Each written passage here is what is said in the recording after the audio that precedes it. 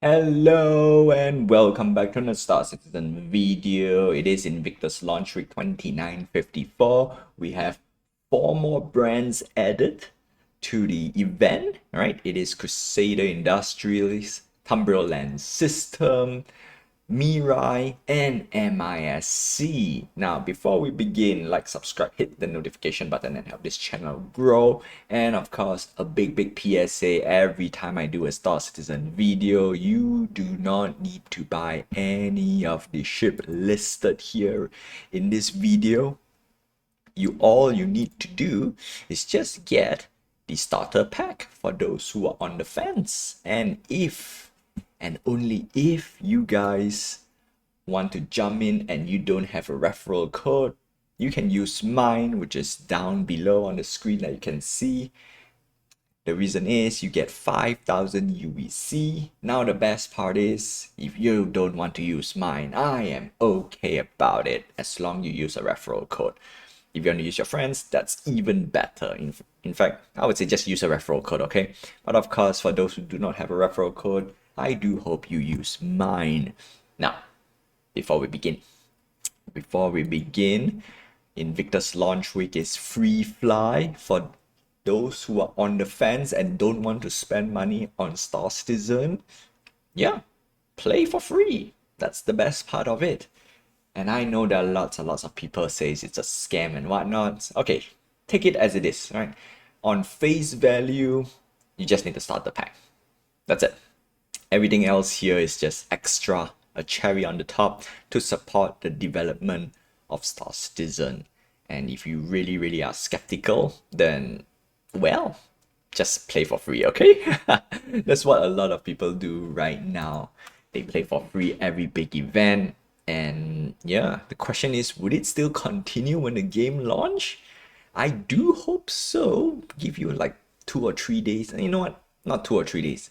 The full event, you should be able to fly for free. Yeah, the only thing that I can think of right now is most likely your account gets wiped if you don't own a game package. You know what? That's for future, okay? That's for the future. Now, let's start off with Crusader Industries. We are starting off with A1 Spirit. It is a versatile light bomber, and you can see the price is $200 before you scream, oh my goodness, look at all the microtransaction. Again, these are just supporting the development of Star Citizen. As simple as it is, okay?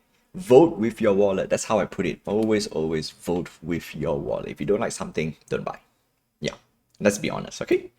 Because the next one, $750, the A2 Hercules. You can see price gets a little bit crazy. Okay, all right, enough about price. This is for people who wants to whale a little bit, who wants to buy internet spaceships, and for most people out there, you want to buy JPEGs. I think that's the meme for Star Citizen right now. Okay, it has always been, I think, buy JPEGs, $750 for a JPEG. However, this is flight ready. You can fly in the game. That's the best part. Okay, now let's move on to the Ares Inferno, $250. This is the ballistic version. This is the energy version, the Ares Ion. Now there is a small little news that I got that they kind of nerfed the Ares Ion. A little bit ouch. A little ouch. Okay, sad. Next up, we have the C1 Spirit. In my opinion, for today, this is one of the solid pick ships in the game at the moment, right? Very good ship, right? C1 Spirit, $125. C2 Hercules at $400 is a good transport ship. Is it the best transport ship at the moment? No, the Hull series kind of still takes the cake. But the C2 is good in versatility. So less cargo, but more versatile, which if you want to carry more ground vehicles, the C2 Hercules is a very good pick. Next up, we have the M2 Hercules, a military version, $520. Now, the difference between M2 and A2, the M2 is just more pew-pew, the A2 has bombing capabilities, that's why it's more expensive. Yep. Next up, the community favorite, the Mercury Star Runner at $260. Unfortunately, this ship is lacking of one crucial gameplay before I can say it is a good ship. Right now it's just a ship. Yeah, no. In its the data smuggling game loop before I can pass judgment for this ship, which is tough, okay? As it is, it's not that great. Next up, we move on to Land System, and Land System is predominantly a vehicle brand, and as I said, all vehicles in Star Citizen, even though if you want to spend with real money, I would say don't, right? Just buy more internet spaceships. There are only one or two exceptions for ground vehicles that I think it is kinda worth buying with real money. Actually, you know what? I'm gonna still say no. Yeah, I'm gonna still say no. Okay, we're gonna start off with Cyclone AA, $80. Next is Cyclone MT, $75. Cyclone RN is a recon version, 65 for the TR. Now the TR has rendered obsolete thanks to the MT, in my opinion. Now, next up we have the Nova tank, alright, very, very nice tank, or in this case, Tonk. Yep. Next up, we have the Ranger TR, $40. We have the Storm, which is at $90, which is actually nice. This vehicle is very, very, very nice. And the Storm AA at $100. That's it. That's it.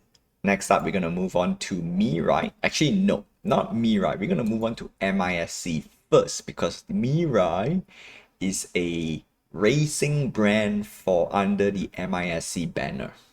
Or the brand. Why do I say banner? Oh, played too much Manor Lord. Yeah, no, brand. And we're gonna start off with one of a solid recommendation as well for the MISC brand. It is the Freelancer. And to top it off, the Freelancer Miss is a militarized version of the Freelancer Hull. It is a very, very solid ship. The problem is it's not a top recommendation. It is a solid recommendation, but not top because it flies like a brick. And if it flies like a brick, yeah, you know what? It's hard to recommend. $175. I did use this for what do you call this? One of the Arena Commander Swarm. Was it Swarm? Oh no, was it Vanguard or Pirate Swarm? One of it, right? Very, very solid ship. I love this ship, but it flies like a brick. So if you fight with more agile enemies, this ship is rubbish. Luckily, one of the small redeeming qualities is it has lots and lots of missiles for a Freelancer. Next up, we have the Reliant Tana, $75. In my opinion, just buy it in game just for the fun of it. If you want to go for, if you want to pilot it. Next up, we have the Starfarer Gemini. Now, this is a refueling ship, and this ship has a special upgrade offer at $340. This is right now the niche heavy refueling ship at the moment in the game. Now, if you let's theory craft a little bit, okay? Down the line, this is like probably when Star Citizen launch, and if you have a big war or big orc, the Starfarer Gemini is kind of a key ship, a key logistic ship in a fleet. So if you're gonna fight up with a big fleet, make sure you bring a Starfarer Gemini or a Starfarer in general. Gemini has more armor, so that's why they will bring this into a battle. And for those who likes to pew pew, you want to target this guy first, okay? And then you can play the guerrilla warfare, because when your opponent has no fuel, no refueling, yeah, that's where things gets tricky. Yeah, but anyway, that's for like down the road. Next up, we have the Mirai, or rather the last one, which is the racing, not say racing, the off-brand for MISC. In fact, actually, it is mainly for speed or racing. Now, we're going to start off with the Fury. The Fury is a nice pew-pew ship. In fact, at $55, this is a very, very solid parasite fighter. It has no jump drive. That's the reason why it needs a mothership. Same goes with the Fury MX. This one has missiles. Now, I would say I would rather have pew-pew over missiles if you don't have a quantum jump. Yeah, that's a big difference. Next up, we have the Pulse. Of course, we have the Pulse and the Pulse LX. This is a very, very good LTI token at the moment. It is fantastic. Now let's check out the offer. Lifetime insurance. This is a war bond at $25. In my opinion, for those who want to upgrade to more expensive ship down the line, grab at least one, okay? Grab at least one, because lifetime insurance, this is the only perk that I care when it comes to ship buying. Okay, if I want a ship in my fleet, it better have lifetime insurance. And then the best part is, because you buy a cheap ship, you can always upgrade to more expensive ship, and the perk does roll over or does carry over. So that means you can get a Polaris with lifetime insurance if you play the Warbond upgrade game, right? And in fact, you can get the Polaris with lifetime insurance and cheaper with the Warbond upgrade. Without the Warbond upgrade, then probably it's about the same price, or sticker price, I'll call it, $750 with an LTI perk. And I think that's a huge deal when you want to go for more expensive ship. And last on the list is the Razor EX. Now the Razor has one small little soft spot. Unfortunately, it's not my go-to recommendation when you want pure speed, right? The Razor EX is good, right? Let's put it this way, hands down, very good. But if you want speed, unfortunately, the ship is not on sale for Invictus Launch Week. It is the Origin M50. That ship is awesome, right? The Razor EX has jump drive, so if you want something a bit more speedy, yeah, the EX is actually not bad. Speed and stealth. Yeah, and that's it. That's all I have for today. So there's only two recommendations, in my opinion. It's the C1. The C1 gets a solid pick in general. The Freelancer gets, yeah, the Freelancer is a little bit tough because there are better ships out there because of the flight system. And to top it off with the new master mode, yep, things actually will change. So I need to really get back into the flying stick. I really need to get back into the flying stick. Yeah, to test out which is still better. Is it the Connie or the Freelancer still have an edge?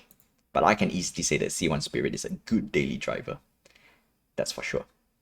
Alright, that's it. That's all I have for you for today. It's a little bit short, simple and sweet for today. And that's all I have. Now, before I end the video, don't forget, you can play the game for free if you're on the fence.